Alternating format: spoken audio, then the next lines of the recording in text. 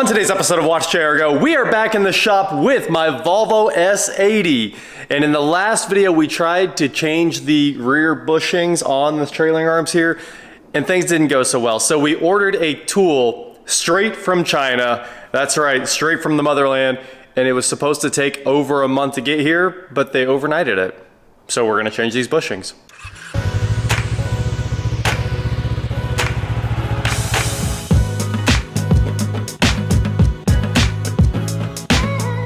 What is going on, guys? I am WatchJRGo, and like I said, today we are back with the S80 and this box. And this box, as you can see, is priority overnight, straight from whatever all that says. I honestly have no idea what was going on with this. So I ordered this tool that's incredibly hard to find, and immediately, when I ordered it, it said it would be here pretty quickly, and then like I get an email a couple minutes later that says it'll be here by like July, of course. And I was like, well, this car should be out of here by July. I don't know what we're gonna be doing sitting around waiting on that thing. So I tried to cancel the order and they wouldn't let me cancel the order, and they said it was already shipped, but they were clearly lying. And then like a night and a half later, I got a tracking email and it was literally overnighted from China. I don't know how they're doing that with the tariffs and all that stuff. Maybe they just declared the value as $1. Who really knows? But we have the tool in that box, supposedly. I haven't opened it yet, and we should be able to press the bushings in now. So let's get the Volvo up in the air and open this box up. With the Volvo back up in the air, I want to show you guys what I did to get it in and out of the shop. I just put it back. Sure, the metal's missing, but the rubber's there, and it's crazy how much it still squeaked with just the rubber on the metal. I mean, I only drove it in and out of the shop so we could get the Miata on the lift, but it is squeaky. Anyway, with that said, let's come take a look at this box, which is pure garbage, honestly. Everything about this was iffy, but let's cut it open and see what's in here.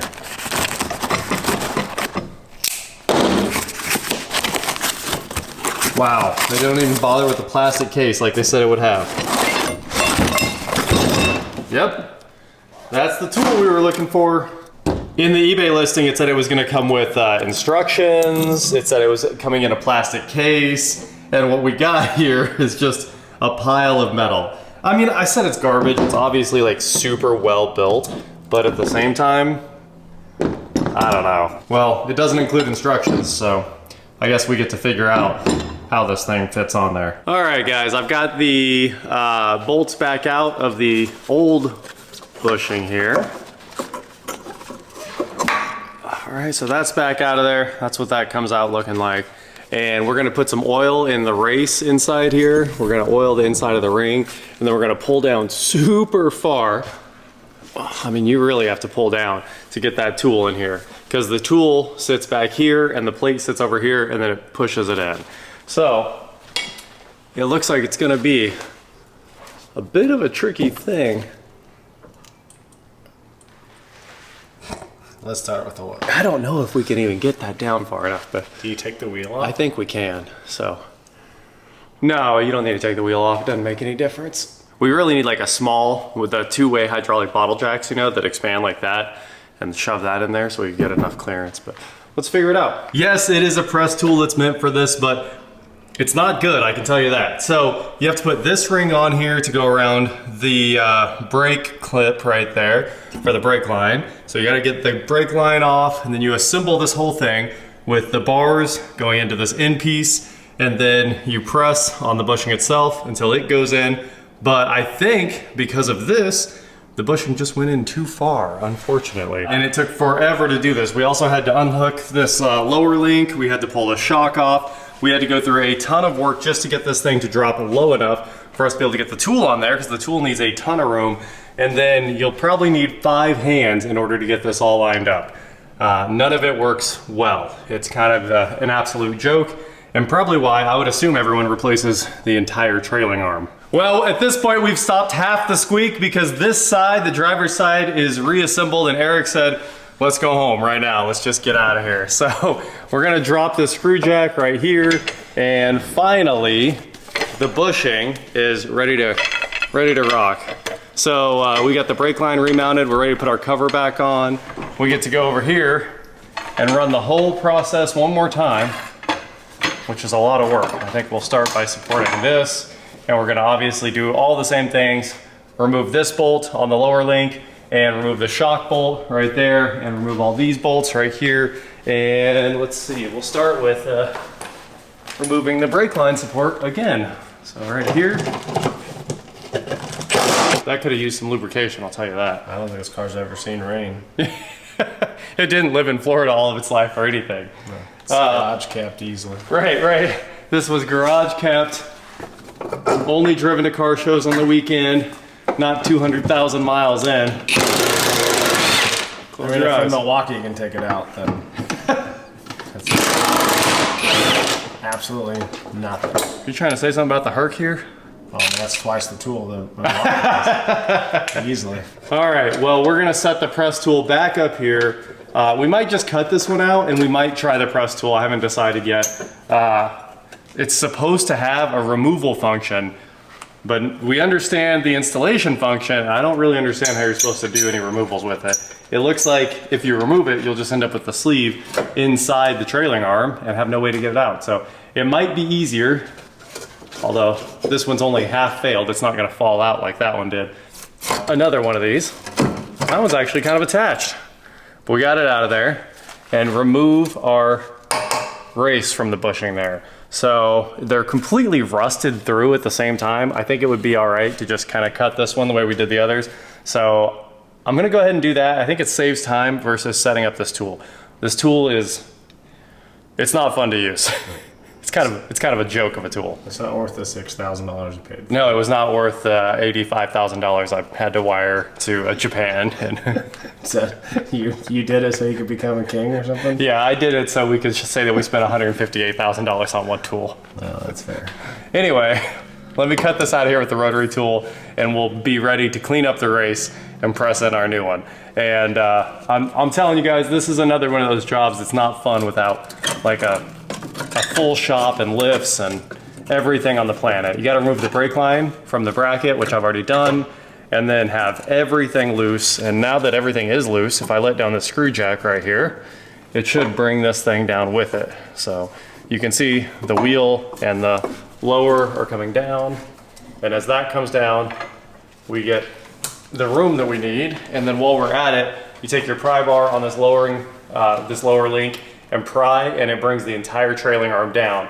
Other people say they unbolt the subframe, which sounds absolutely insane, because if we were gonna unbolt the subframe, we'd need a lot more screw jacks, we need to go support the front, we'd have a lot of stuff to take care of.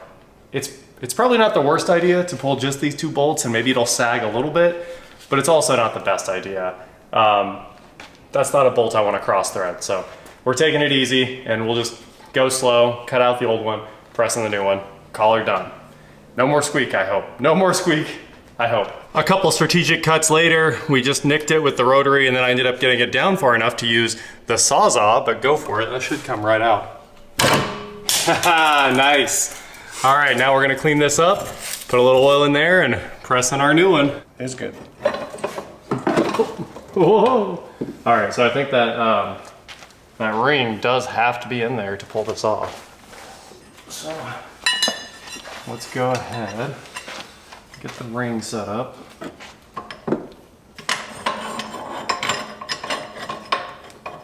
I'm gonna put on our bolts. Don't know why that's not working. All right, there it goes. Okay.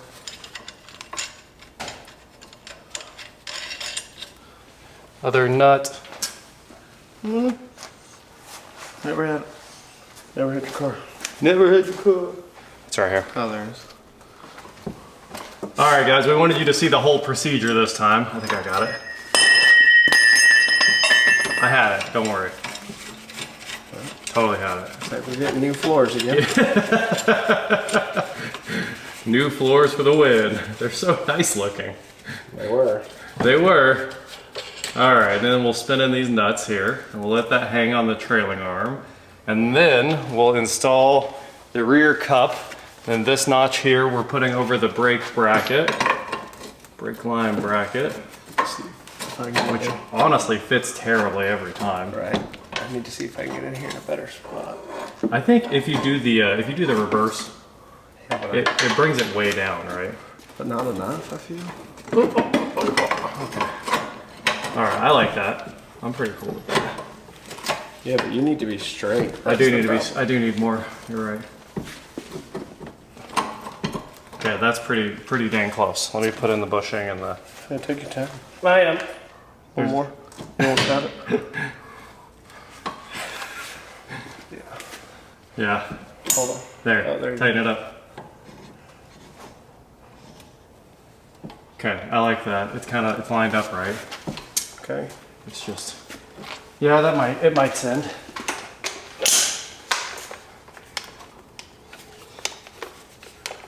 Okay, you ready? Let's see if we got.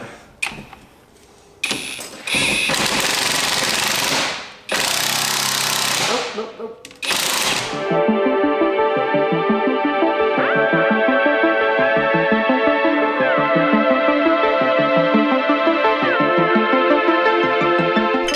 So according to our measurements, you want about 4 millimeters sticking out on the outboard side of this bushing. So we've pretty much got that one nails. And this one, of course, we had to readjust to get to our 4 millimeters, but we did pull that one off as well. So You want to give me a full review of what you think of this tool? oh my gosh, I want our money back plus double. Because literally, look at this thing. Edges are coming off. Everything on it is bendable. It's the biggest piece of junk. Please, like, buy a trailing arm before you try to use this tool. Maybe the one Volvo has is better, but it's also like $600 or $700. As you can see, we needed more room to work on the trailing arm, so we hung a bunch of weights from a ratchet strap right here. And now we can finally release all of that weight. And honestly, I want all my money back from the tool because it destroyed our floor every time it fell because there's nothing to hold it together.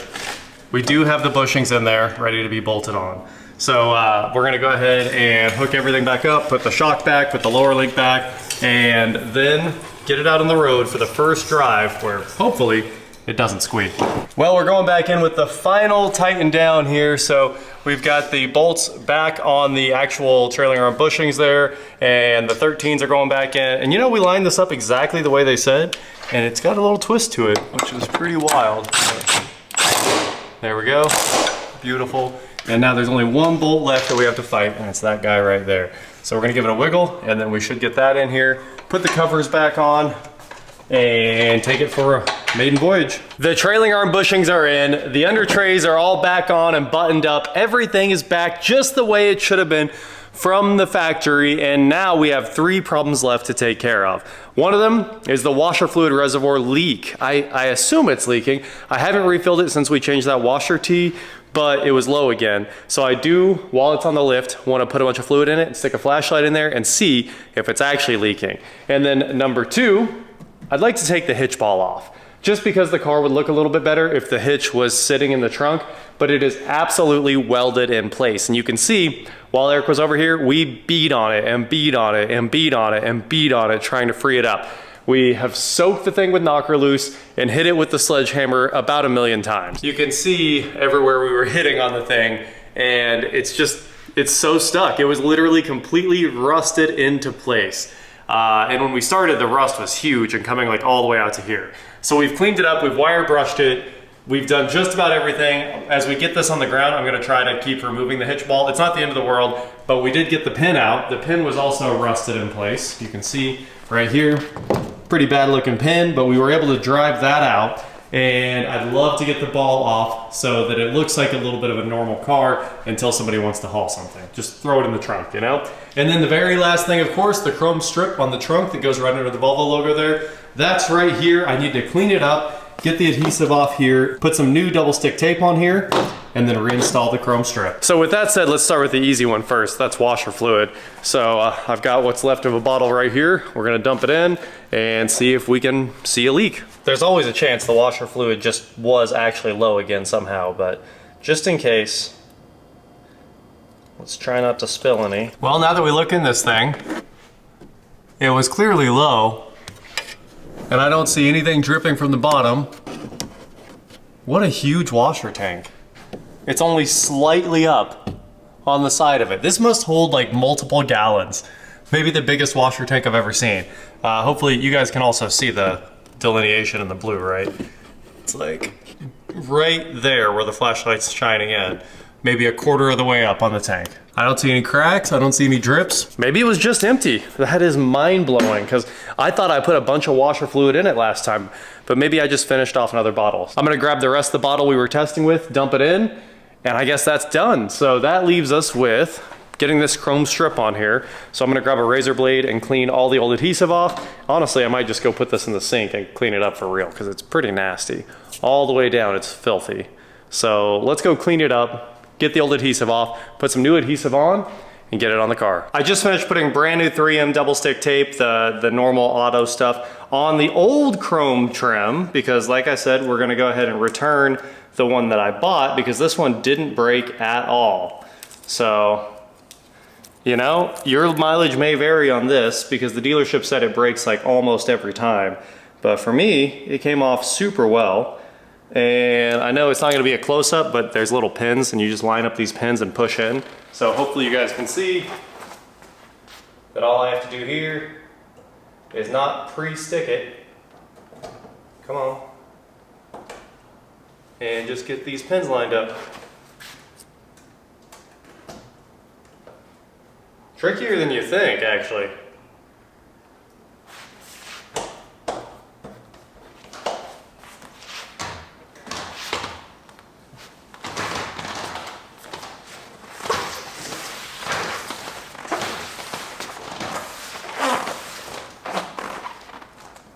I don't think it's coming off.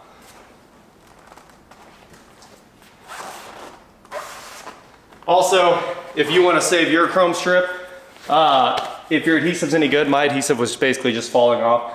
But I would say a heat gun and a lot of time, just kind of barely prying and start all the way at the ends, because the clips don't start until, you know, 8 inches in. So pry gently and you might be able to get it off without ruining that. It's $107 or more for that chrome piece. So with that said, let's get this thing off the lift and take it out for a drive where hopefully it doesn't squeak, and best of all, the trunk works now.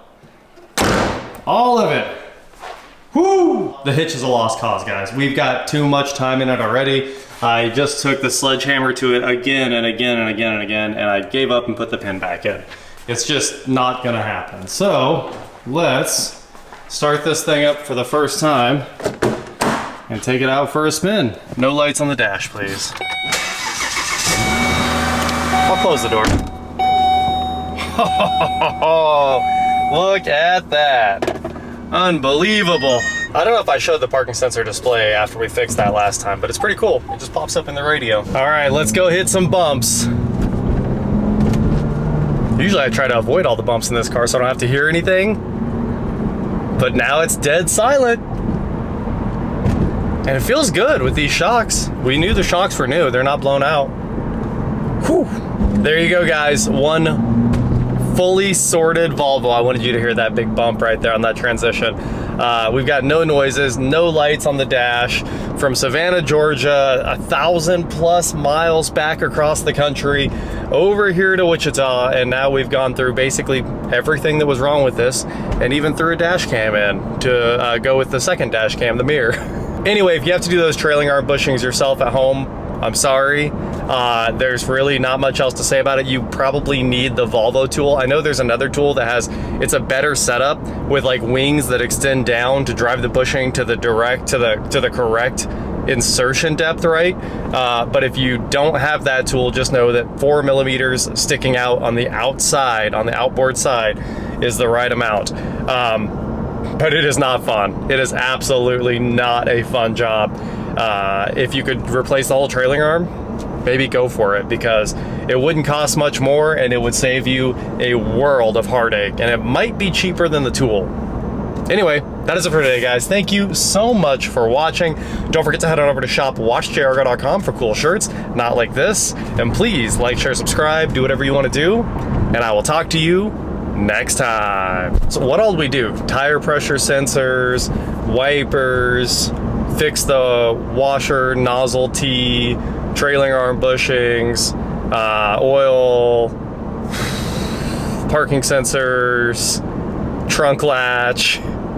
A lot. I think there was more. We did a lot of work to this, not to mention the full detail and polishing out the windshield. So hopefully she's pretty sorted now. Oh, and all the light bulbs that were burnt out. Oh, we did a lot of stuff. There's a lot of work getting all the lights off the dash, but the Volvo has been completely turned around, and hopefully it's good for another 50,000 miles before anyone has to mess with it again. As we drive off into the sunset, this windshield's filthy. Honestly, the whole car is kind of filthy again from sitting for a month and a half. But it sure is nice.